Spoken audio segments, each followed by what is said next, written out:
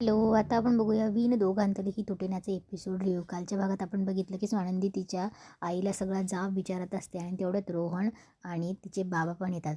तेव्हा रोहनचे बाबा इतके संताप करतात की तुझ्यासारखी बाई माझ्या आयुष्यात काय आहे हे मला अजूनही कळलेलं नाही आहे. तुझ्या जागी जर माझ्या सेल्फिश माणूस राहिला असता नाही तर त्याने तुझं कानफटं फोडलं असतं. पण काय आहे ना, आमच्या आईवडिलांनी आमच्यावर संस्कार केले की बाईवर हात उचलायचा नाही, म्हणून मी गप्प बसलो आहे. तर आनंदीचे बाबा खूप काय काय बोल लावत असतात की मला काही माहीत नाही, आत्ताच्या आता ह्या घरातून तू चालती हो त्या डिवोर्स पेपरवर साईन करून. तेव्हा रोहनही खूप चिडचिड करतो की आई किती मॅनिप्युलेट केलं गं, म्हणजे तुझा हा खेळ होता आणि तू आमच्या दोघांमध्ये भांडणं लावली. अगं ताई, मला आणि आदिराला खूप छान संसार करायचा होता ताई, पण ह्या बाईला ते बघवत नव्हतं. तेव्हा रोहन बोलतो की मला आता पुन्हा तुला आई म्हणायची लाज वाटते. मंदाकिनी खूप रडत असते. सुशही रडत असते. मंदाकिनी बोलत असते की अरे पण असं नका करू ना, मी सगळं काय माझ्या एकटीसाठी केलं का, मी आपल्यासाठी केलं ना. तेव्हा स्वानंदीचे बाबा सरळ तिचा हात धरतात आणि बोलतात की तू ह्या घरातून निघ म्हणून. इकडे आदिराला जाग येते. तेव्हा अंशू, अर्पिता, मंदाकिनी आणि आजी तिच्या जवळ बसलेले असतात. तेव्हा हे सगळेजण पुढे पुढेच मुद्दाम करत असतात. तेवढ्यात समर सूप घेऊन येतो. तेव्हा समर बोलतो की आदिराला किती वीक झाली बाळा, तू घे सूप पिऊन घे आणि पोटात तुझ्या एकही अन्नाचा कण नाही म्हणून. तेव्हा अर्पिता मुद्दामच टोकते आणि तू अशा मुलासाठी तू तुझ्यासाठी डिझर्वही करत नाही आहे. तेव्हा आजी बोलते की तिला सूप पिऊ देतेस का आता. तेव्हा अर्पिता बोलते की का बोलू नको मी, मला सांग ना आदिरा, काय काय तुझ्यामध्ये काय नाही आहे. तो पोरगा तुझ्यासाठी डिझर्वही नाही आणि तू एवढं काय करते. मला सांगतो तुझ्या पुढच्या आयुष्याबद्दल काय ठरवलं आहेस. तेव्हा आजी बोलते की अर्पिता, ह्या गोष्टी नंतर बोलता आल्या असत्या. तेव्हा अर्पिता बोलतच असते. तेव्हा अंशू बोलतो नंतर बोलता आले असते असंच म्हणतो आपण. तेव्हा मल्लिका मुद्दामच म्हणते की तुम्ही दोघं शांत बसतात का.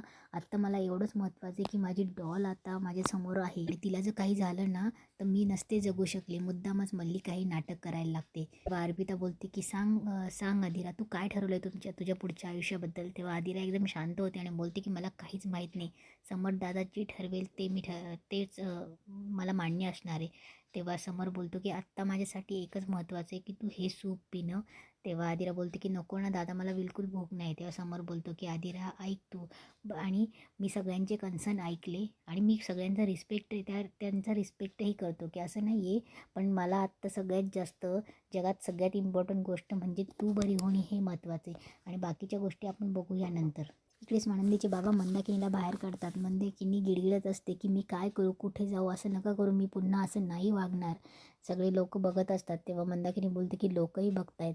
तेव्हा स्वानंदीचे बाबा बोलतात की तुझ्याच कर्माची फळं आहेत, भोग ती, मी तुला घरात घेणार नाही. तेव्हा स्वानंदी बोलते की बाबा, बाहेर राहून काय सॉर्ट आऊट करणार आहेत आपण, आणि घरात घेऊनही बोलू शकतो ना, लोकांसमोर बोलून काय फायदा आहे. तेव्हा स्वानंदीचे बाबा बोलतात की नाही, तिच्या कर्माची फळं तिला भोगू देत. तेव्हा रोहनही बोलतो की बाबा अहो, घरात जाऊन बोलूया आपण त्या विषयावर, आणि मग ते सगळे घरात येतात. इकडे मंदाकिनी घरात आल्यावर माफी मागत असते. तेव्हा ती बोलत असते की मी परत असं पुन्हा कधी करणार नाही, मला माफ करा, हवं तर मी उठबशा काढते पण मी असं कधीच करणार नाही.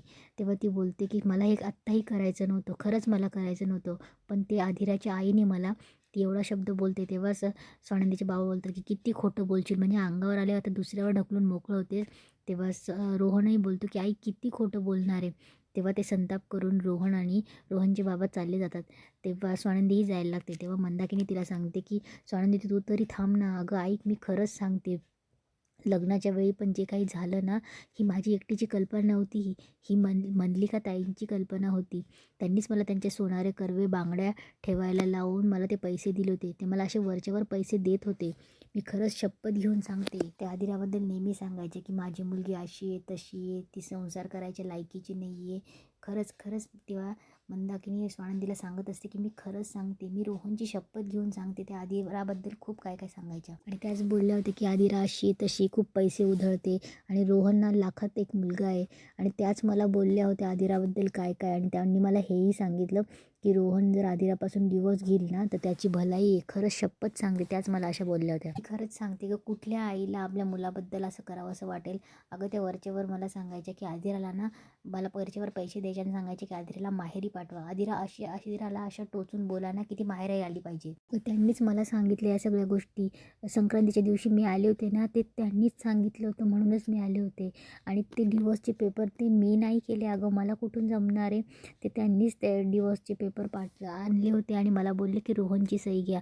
आणि मला बोलल्या की जर तुम्ही रोहनची सही घेतली ना तर मी तुम्हाला 4BHK फ्लॅट गिफ्ट करेल. आणि त्यांनी 4BHK फ्लॅट मी त्याच्यासोबत बघूनही आली होती अगं. तेव्हा स्वानंदीला लगेच आठवतं की निकिता आणि आनंद बोललेले असतात की अंशुमनचा डोळा समोरच्या पैशावर आहे. तेव्हा आनंदने उत्तर दिलेलं असतं की त्याचाच नाही, सगळ्यांचा.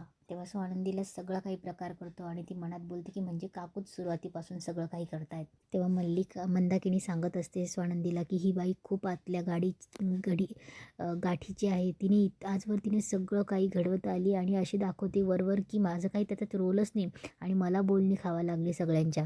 तेव्हा स्वानंदी ही विचारात पडते. तेवढ्यात स्वानंदीचे बाबा बॅग घेऊन येतात. तेव्हा स्वानंदी बोलते की बाबा अहो काय चालले, कुठे चालले तुम्ही. तेव्हा स्वानंदीचे बाबा बोलतात की ही बाई जर इथे जात नसेल ना तर मी कुठेतरी गावी जाऊन राहतो, पण मला हिच्यासोबत राहायचं नाही आहे. तेव्हा स्वानंदी सांगते की बाबा जरा शांत व्हा. तेवढ्यात रोहनही येतो. तेव्हा स्वानंदी बोलते तुझं काय आता. तेव्हा रोहन बोलतो की मला आदिराकडे जायचं आहे, कारण की ती इतकं काही घडलं की मला असं वाटत होतं की ती माझ्यासोबत ॲडजस्ट करत नाही आहे, पण आता मला सगळं कळलं आहे. आणि मी जर तिला भेटलो नाही ना तर तिला असं वाटत राहील की मला तिला डिवोर्स द्यायचा आहे म्हणून. तेव्हा स्वानंदी त्या सगळ्यांना सांगत असते की थांबा ना जरा, इतकं अति टोकाला जाऊन काही विचार करू नका. तेव्हा रोहन बोलतो की का थांबवतेस ताई तू आम्हाला. तेव्हा स्वानंदी बोलते की मला ना तुमच्याशी काहीतरी महत्त्वाचं बोलायचं आहे आणि मला तुमच्याशी सगळ्यांची चर्चा करायची. हो आईची चूक मोठीच आहे, मला मान्य आहे, पण त्याहूनही एक सगळ्यात मोठी गुन्हेगार मल्लिका काकू आहे. तेव्हा सगळे शॉक होतात. त्या काकूंनी मांडलेल्या बुद्धिबळाच्या पट्यावरचे आपण सगळे प्यादे आहोत. तू काय, मी काय, सूश काय, आई काय, अगदी समर राजवाडे सुद्धा. त्यांना जसं हवं आहे ना तसं आपण वागतोय. रोहन आता आईच्या विरोधात जाण्याआधी ना आपल्याला ना काकूंना आधी थांबवायला हवं. त्यांचा खरा चेहरा ना राजवाड्यांपर्यंत आपल्याला आणायलाच हवा. तेव्हा रोहन बोलतो आपल्याला काय करायचं आहे मग. तेव्हा स्वानंदी बोलते करायचं तर आपल्याला सगळ्यांनाच आहे, पण त्याची सुरुवात आहे ना आपल्याला आईपासून करतोय. आणि ती मंदाकिनीला बोलते की आई तुला एक चूक सुधारवण्याची संधी देतोय आम्ही. तेव्हा स्वानंदी बोलते की आई तू हे सगळं आमच्याजवळ जे बोललीस ना ते समर राजवाड्यांसमोर बोलायला तुला बोलावं लागेल. तेव्हा मंदाकिनी तयार होते.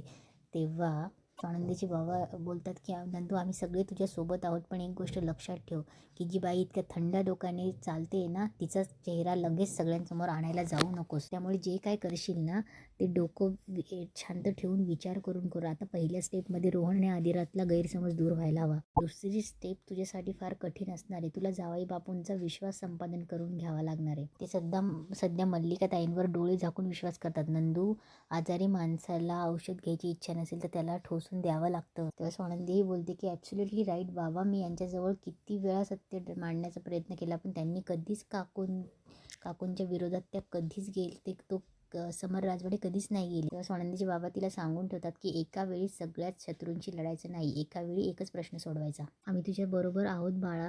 तेव्हा स्वानंदी बोलते की बरोबर आहे बाबा तुमचं. यावेळेस फक्त काकूंचा आणि मला अंशुमनचा चेहराही खरा समर राजवाड्यांसमोर आणायचा आहे. कारण तो श्वेतासोबत जे वागला आहे ना, मला श्वेताला न्याय मिळवून द्यायचा आहे आणि त्याचा चेहराही सगळ्यांसमोर आणायचा आहे. आणि तुम्ही म्हणतात ना ते बरोबर आहे, पण सगळ्यात आधी ना आपल्याला रोहन आणि आदिरामधली मिसअंडरस्टँडिंग क्लिअर करायची. आणि ती सही पण सुष्मिताने केली होती. तेव्हा सुष्मिता बोलते की माझं काय होईल ताई. तेव्हा स्वानंदी बोलते की हे ना सही करण्याच्या आधी याचा विचार करायचा होता सुष्मिता. आपण जे काही करतो ना त्याचे परिणाम हे आपल्यालाच भोगावे लागतात. तेव्हा सगळे मंदाकिनीला समजावून सांगतात की हे बघ तुझ्या शेवटची संधी आणि तिचं तुला सोनं करायचं आहे म्हणून. आता बघूयात आपण स्वानंदी आणि स्वानंदीच्या घरचे कशा प्रकारे मल्लिका अंशूचं सत्य समोर आणतात ते. एपिसोड आवडल्यास लाईक, शेअर अँड सबस्क्राईब करा.